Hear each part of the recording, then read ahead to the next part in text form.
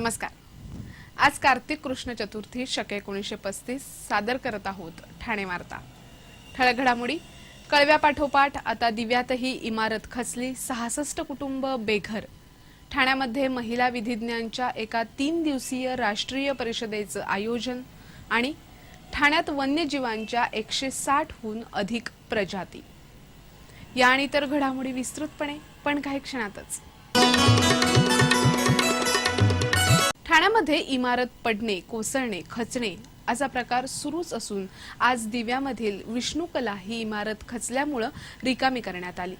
कळवा, मुंब्रा, दिवा परिसरात अनधिकृत आणि धोकादायक इमारतींचं प्रमाण मोठं असून आता या इमारती पडू अथवा खचू लागल्यामुळे या इमारतीत राहणारे रहिवासी रस्त्यावर आले आहेत। 2 दिवसापूर्वी कळव्यातील अन्नपूर्णा इमारत कोसळल्यामुळे 25 कुटुंब बेघर झाली। कालही वर्तकनगर परिसरात ONGCच्या मालकीची असलेल्या इमारतीच्या प्लॅस्टरचा काही भाग कोसळला होता। सुदैवाने ही इमारत रिकामीच होती, त्यामुळे कोणतीही दुर्घटना घडली नाही। आज दिव्यातील गणेश कलानगर इथे असलेली विष्णुकला अपार्टमेंट दुसऱ्या इमारतीवर कलंडल्याने धोकादायक परिस्थितीत गेली। पालिकेच्या आपत्कालीन पथकाने त्वरित धाव घेऊन ही इमारत संपूर्णपणे रिकामी केली। विष्णुकला अपार्टमेंटच्या 3 विंग असून तळ अधिक 5 मजले अशा इमारती आहेत। या इमारतींमधून 66 कुटुंब राहतात, तर 11 दुकानं आहेत। इमारत दुसऱ्या इमारतीवर कलंडल्याने राहण्यास धोकादायक ठरली, म्हणून पालिकेच्या आपत्कालीन पथकाने ही इमारत त्वरित रिकामी केली। ठाणे महापालिकेच्या कळव्यातील छत्रपती शिवाजी महाराज रुग्णालयातील गलथान कारभाराचे वाभाडे महापालिकेच्या सर्वसाधारण सभेत निघाले। सर्वपक्षीय नगरसेवकांनी या रुग्णालयात आलेले कटू अनुभव सभागृहाला सांगितले। आता या रुग्णालयाचेच पोस्टमार्टम करण्याची गरज यावेळी नगरसेवकांनी व्यक्त केली। ठाणे महापालिकेच्या छत्रपती शिवाजी महाराज रुग्णालयात शवविच्छेदन करणाऱ्या कर्मचाऱ्यांना प्रोत्साहन भत्ता देण्याचा प्रशासनाचा प्रस्ताव सर्वसाधारण सभेत मंजुरीसाठी आला होता। त्यावेळी विविध पक्षाच्या नगरसेवकांनी या रुग्णालयाच्या कारभारावर टीकेची झोड उठवली। राष्ट्रवादी काँग्रेसचे गटनेते संजय भोईर यांनी शवविच्छेदनासाठी अनेक तास ताटकळत उभं राहावं लागतं, तेथील कर्मचारी बघतही नाहीत। सकाळी 10 ते 5:30 अशी शवविच्छेदनासाठी वेळ असल्यानं त्यानंतर नागरिकांना 16 तास प्रतीक्षा करावी लागते। काही कर्मचारी तर नगरसेवकांनाही दाद देत नाहीत, असं भोईर यांनी सांगितलं। काँग्रेसचे नगरसेवक संजीव घडिगावकर यांनीही असाच अनुभव कथन केला। शिवसेनेच्या नगरसेविका एकता भोईर यांनीही रुग्णालयातील डॉक्टरांशी संपर्क केला असता उडवाउडवीची उत्तरं देण्यात आल्याचा अनुभव सांगितला। यावर पालिका आयुक्तांनी योग्य ती उपाययोजना करण्याचं आश्वासन दिलं। ठाणे शहरामध्ये जवळपास 36 तासाहून अधिक पाणी पुरवठा बंद राहिल्यानं नागरिकांचे अतोनात हाल झाले। ठाणे शहराच्या विविध भागाला ठाणे महापालिकेच्या स्वतंत्र पाणीपुरवठा योजनेतून पाणीपुरवठा होतो। हा पाणीपुरवठा काही अत्यावश्यक यांत्रिक दुरुस्तीसाठी 24 तास बंद ठेवण्यात आला होता। मंगळवारपासून बंद असलेला पाणीपुरवठा 24 तास बंद राहणार असल्याचं घोषित करण्यात आलं होतं, पण दुरुस्तीचं काम लांबल्यामुळे हा पाणीपुरवठा आणखी 12 तास बंद ठेवण्यात आला। त्यामुळे नागरिकांचे चांगलेच हाल झाले। पाणीपुरवठा 24 तास बंद राहणार असल्याची कल्पना असल्यानं ठाणेकरांनी त्या दृष्टीनं नियोजन केलं होतं, पण 24 तासानंतरही पाणीपुरवठा सुरू न झाल्यामुळे अनेकांची चांगलीच तारांबळ उडाली। विशेषतः बैठ्या घरात आणि झोपडपट्ट्यांमध्ये राहणाऱ्या नागरिकांचे चांगलेच हाल झाले। अनेक ठिकाणी महिला पाण्यासाठी वणवण फिरत असल्याचं दिसत होतं। अगदी ठाणे महापालिकेतही पाण्याची ओरड होती, मात्र काल सर्वसाधारण सभा असल्यानं यावरून गदारोळ होऊ नये म्हणून पालिका प्रशासनानं खबरदारी घेत पाण्याच्या टँकरद्वारे पालिकेतील पाणीसाठ्याचं नियोजन केलं होतं। वन्यजीवांची गणना करणे हा आव्हानात्मक उपक्रम असून वन्यजीवांची गणना केल्यास त्याचा फायदा आपल्याबरोबरच वन्यजीव आणि त्यांच्या प्रजाती वाचवण्यासाठी होतो, असं मत ज्येष्ठ पक्षीतज्ञ आणि होप संस्थेचे अध्यक्ष श्याम घाटे यांनी ठाण्यात बोलताना व्यक्त केलं। हरियाली संस्थेच्या 17व्या वार्षिक सर्वसाधारण सभेत वन्यजीव आणि पक्षी गणना या विषयावर ते बोलत होते। आपल्याकडे वर्षातून एकदाच पक्षी गणना केली जाते, पण अधिक वेळा पक्षी गणना केल्यास त्याचा फायदा होतो.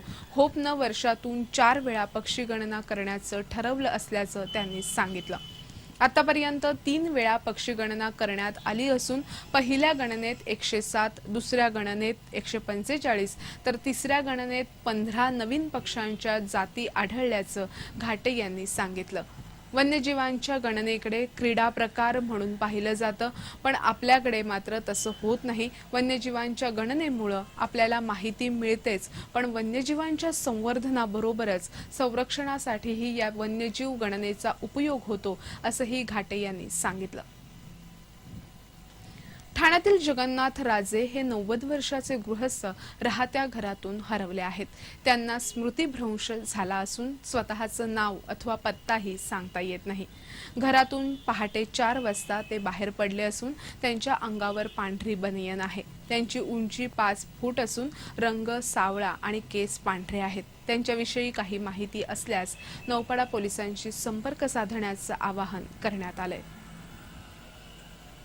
ठाण्यामध्ये महिला विधिज्ञांच्या एका 3 दिवसीय राष्ट्रीय परिषदेचं आयोजन करण्यात आलं असून या परिषदेत महिला विधिज्ञांना भेडसावणाऱ्या समस्यांविषयी चर्चा केली जाणार आहे. All India federation of woman लॉयर्सच्या 5व्या परिषदेचं आयोजन महाराष्ट्र फेडरेशन ऑफ वुमन लॉयर्सनं केलं आहे. आज एका पत्रकार परिषदेत ही माहिती देण्यात आली.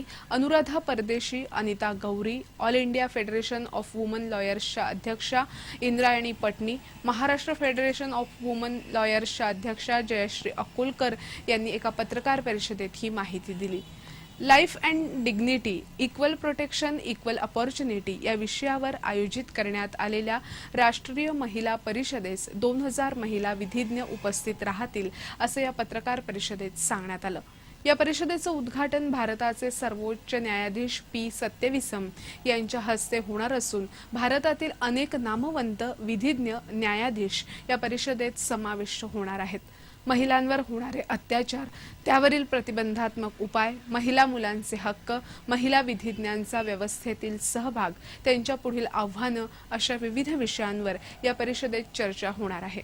या परिषदेमध्ये स्त्री वकील पुरस्कार देऊन महिला विधिज्ञांचा गौरव केला जाणार आहे. ठाणे महापौर चषक राज्यस्तरीय कबड्डी स्पर्धेत महिला आणि पुरुषांच्या गटात ठाणे जिल्हा अव्वल ठरला. ठाणे महापालिका आणि ठाणे जिल्हा कबड्डी संघटनेच्या संयुक्त विद्यमानं आयोजित करण्यात आलेल्या ठाणे महापौर राज्यस्तरीय कबड्डी स्पर्धेत ठाणे जिल्ह्याच्या संघानं पुरुष आणि महिला गटात बाजी मारून महापौर चषकावर आपलं नाव कोरलं. पुरुष आणि महिला विजेत्या संघाला 70,000 रुपये रोख आणि चषक देण्यात आला. 5 दिवस रंगलेल्या या राज्यस्तरीय कबड्डी स्पर्धेमध्ये 24 संघ सहभागी झाले होते. अंतिम सामन्यात जिल्ह्यातील महिला आणि पुरुष गटानं बाजी मारली. महिला गटाचा अंतिम सामना ठाणे जिल्हा आणि सातारा जिल्हा यांच्यात झाला. अत्यंत अटीतटीच्या लढतीत ठाणे संघानं सातारा संघावर 32 गुणांनं मात करत महापौर चषक पटकावला. पुरुष गटामध्ये ठाणे जिल्हा संघानं अहमदनगर संघावर 29 गुणांनी मात केली. महिला उपविजेतेपद सातारा तर पुरुष उपविजेतेपद अहमदनगर संघाला मिळालं. उपविजेतेपदासाठी 50,000 रुपये रोख आणि चषक असं पारितोषिक देण्यात आलं. स्पर्धेतील उत्कृष्ट खेळाडू म्हणून ठाण्याचा सुमिन पाटील आणि अद्वैता मांगले यांची निवड झाली.